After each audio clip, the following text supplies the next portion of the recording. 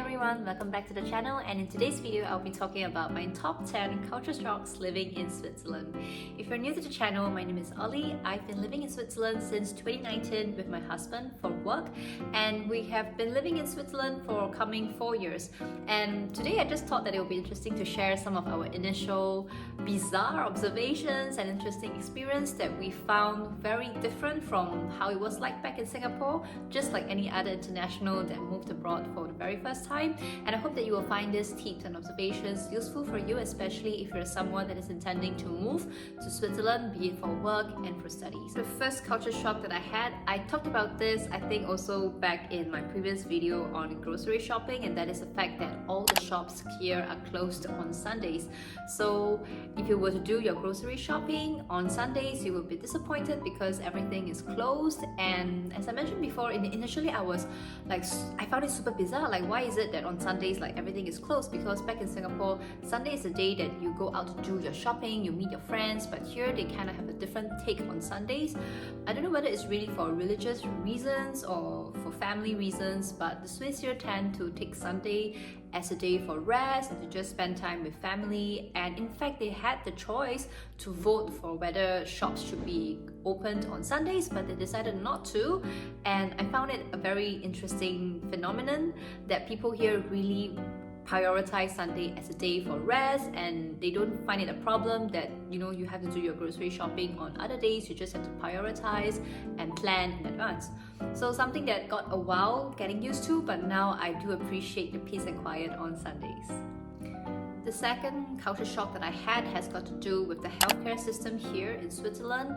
The fact that it is actually super difficult to get an appointment with the doctor if in the event that you fall sick.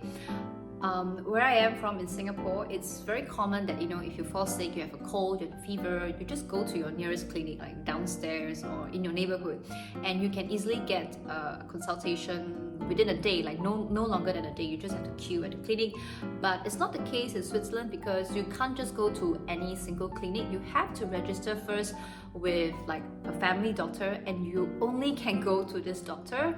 And if the event that you fall sick, you can't just show up at the clinic and expect a consultation with the doctor. You have to schedule an appointment way in advance. And that to me was like bizarre. Like if you're sick, how do you predict that you're gonna be sick and book an appointment in advance, right? So to me that was super strange. And now, in fact, even in the case that I am sick, I have a fever, I have a cough, I don't expect myself to go to the doctor. So instead what I do is I just buy a whole lot of prescriptions and medications back in Singapore, like for the regular like fever, cough, sore throat, diarrhea, that sort of thing. And then I just self-medicate in Switzerland, because I've come to realize it's just so hard to get a doctor here, except in the cases of emergencies and accidents. Yes, you can still go to like the emergency department, but definitely not the case when it comes to your regular family doctors. You have to get an appointment in advance, at least like 1 or 2 weeks in advance. So that to me is a culture shock, something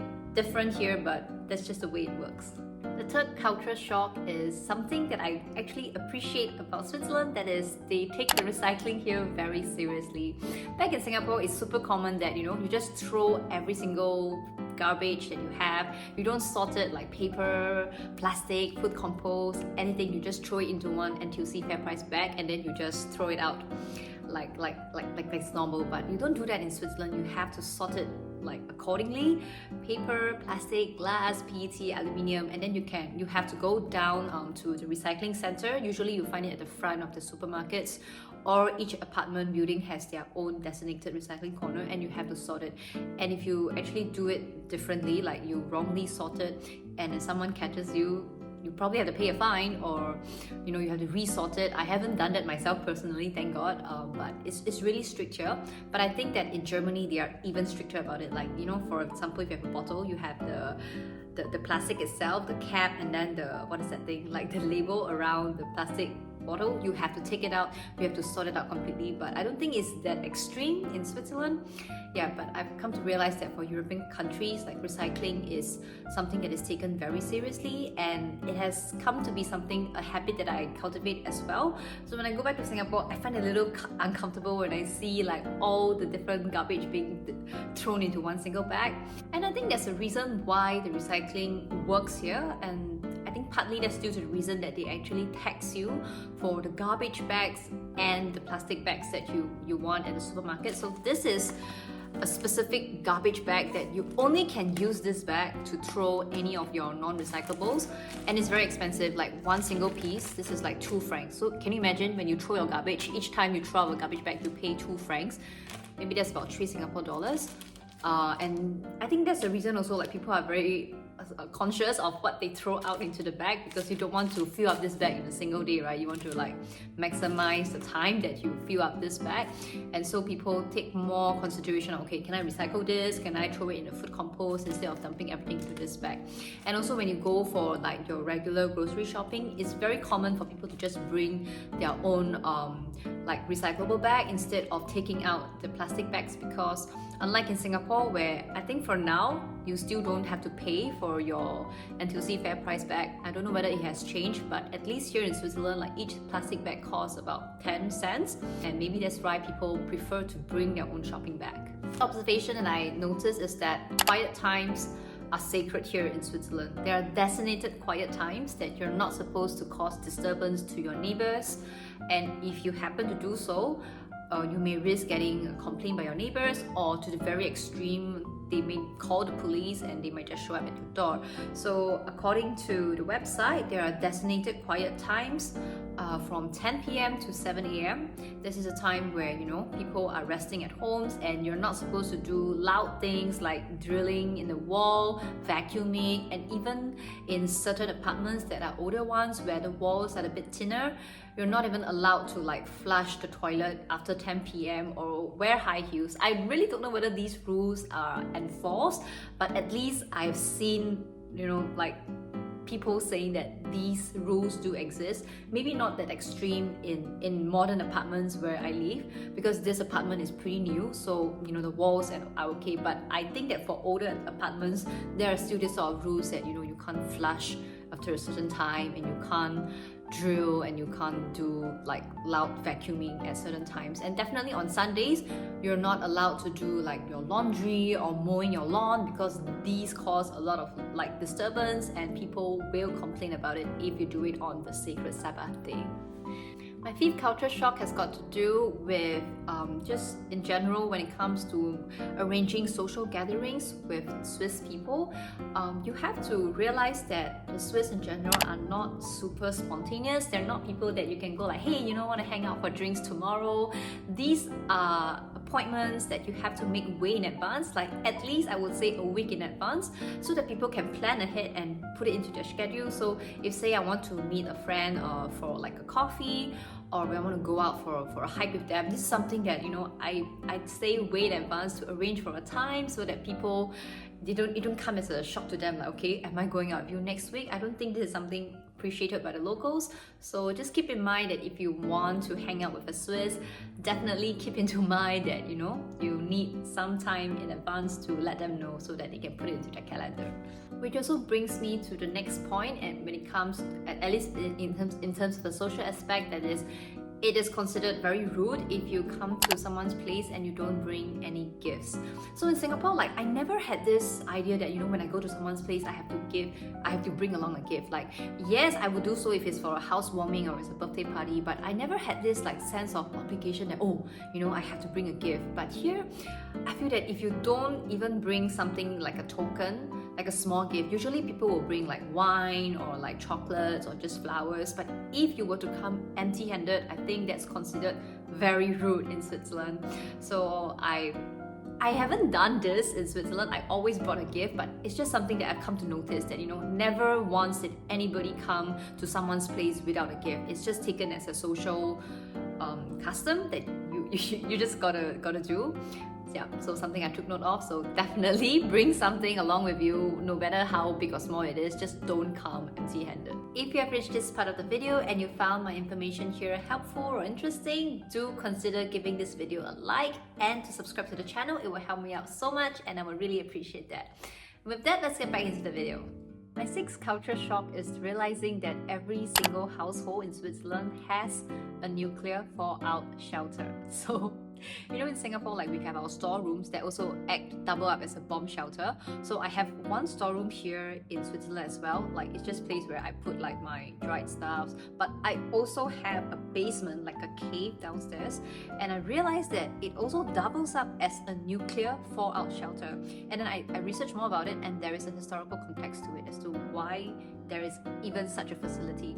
So at the end of the Second World War, there was a new threat from the Cold War between the USSR, the Soviet Union, and the United States, and it was because of the threat of nuclear attack by these two superpowers that Switzerland actually passed a legislation in 1963 that required all types of housing in Switzerland to have at least a nuclear shelter, and this resulted in Switzerland becoming the first country in the world to have enough nuclear bunkers to shelter the entire population from a nuclear blast, and they can accommodate up to 8.6 million people at this point. So it's the only country in the world that could house practically its entire population in nuclear shelters. Like, to me, like, wow, I never knew that. Like, so in the event of a nuclear emergency, I know that I'm going to be safe in Switzerland because I'm inside this bunker. Another culture shock related to basically living in apartments in Switzerland, and that has got to do with the laundry system. In Singapore, it's totally normal for every single household to have your own washing machine and dryer, but I came to realize that that's not the case in Switzerland. Like, it's not every household has a washing machine. In fact, you share it with your neighbors. Like, there is a communal laundry facility, and you have designated time slots that you have to write on the sheet to determine that is your slot, and you can only do your laundry during this specific time slot. You can't do it on any other days unless you want to risk a complaint by your other neighbors. So that was the case back in the previous apartment that I stayed, and it was so troublesome because imagine I just came back from a long trip and I have a whole load of laundry to do, and I can only wait till that day, like Tuesday, and that's the only day that I can do all my laundry. And imagine sharing like that single washing machine with the whole other strangers and neighbors in your apartment building. To me, that's like, oh my god, bizarre. And I finally decided when we moved to this new apartment that okay, we're just gonna get our own washing machine. You know, that just saves me so much time, and I can just do however much laundry that I want to do in a single week. So yeah, very strange phenomenon. I don't know why it's not the case that households have their own laundry machine, like washing machine. So don't take your washing machine for granted in Singapore. They are such a precious household appliance. My next but positive culture shock is realizing just how dog-friendly Switzerland is as a country. So I come from Singapore, where it's quite restrictive to own a pet in general. Like, for dogs, firstly, they're not allowed on public transport in Singapore, and let alone for restaurants. Like, it's very rare to find a restaurant that would accommodate dogs, and they're also not allowed in shopping malls as well. But coming to Switzerland is like, wow, I think it's a paradise for dogs, because firstly, there's so many places to go in nature. There's mountains, there's lakes, and there's forests, and there's just many places for my dog Kaya to go for walks and for adventures. And even if I were to travel out, I can bring him along because they're allowed on public transport. For small dogs, you don't even have to pay for them because you can put them inside a carrier or in your bag. You don't have to pay for small dogs. And for larger dog, like the size of my dog, there is an annual dog pass that I just pay. I think it's about 300 francs, and then there is unlimited travel for my dog on all modes of transportation. And it's also very pleasant when it comes to visiting restaurants. Like, it's very normal that restaurants will hand your dog like a dog bowl for them to drink, and then they have a place also to rest under the table. They won't chase them away. And yeah, so far I have never been rejected by any single establishments in Switzerland because I have a dog, and that's just something very reassuring for dog owners to know that, you know, there is no issues heading out at all with your pet. And I think that this is gonna be a problem when I return back to Singapore ever come the day, because I'm not going to be used to how restrictive it is back in Singapore for dogs. I think this has got to be my last point. I lost track of the number, but this has again got to do with apartments, living in apartments in Switzerland, and that is the crazy amount of cleaning that you have to do when you vacate out of the apartment. So I never knew that, at least I never experienced back in Singapore because I'm a landlord in Singapore, I rent out my apartment, and it was never expected for the person renting my place to clean the apartment when he or she moves out. He just have to vacate his or her belongings, and the rest of the cleaning and the maintenance is up to the landlord to do it. But here in Switzerland, my goodness, like once you leave the place, you're expected to leave the place in the original condition that it comes, and you're responsible for the cleaning of them for the apartment. And it's insane. It's to the extent that if there is like a hole in the wall and you didn't fill up the hole, you will get penalized. And the floor has to be scrubbed, the kitchen, everything has to be sparkling clean. Like it's just as how it was when you first move in. You have to leave it back in the same condition. Of course, you can pay someone to do it, like get a cleaning company to do the job for you, but it's like the price is exorbitant. I think the quote that I received when I moved out of my previous apartment, it was nearing 1.2k just to clean an apartment. So obviously I decided to do it by ourselves. It took us about like 3 days to really clean out the entire apartment, but I was just very surprised that, you know, that the onus is on the person renting the place to do the entire cleaning and maintenance of the apartment, because this was something that was definitely not the case in Singapore. Let me know in the comments if this is something that also happens in your country as well when it comes to leasing or renting an apartment. Because to me, this is, oh my gosh, this was such a hard lesson that I learned, and to the point that now I'm very afraid to move out because I don't want to do the whole hassle of cleaning again. And there you have it, my top 10 culture shocks living in Switzerland. Of course, I still have a lot more. In fact, I'm going to do a part 2.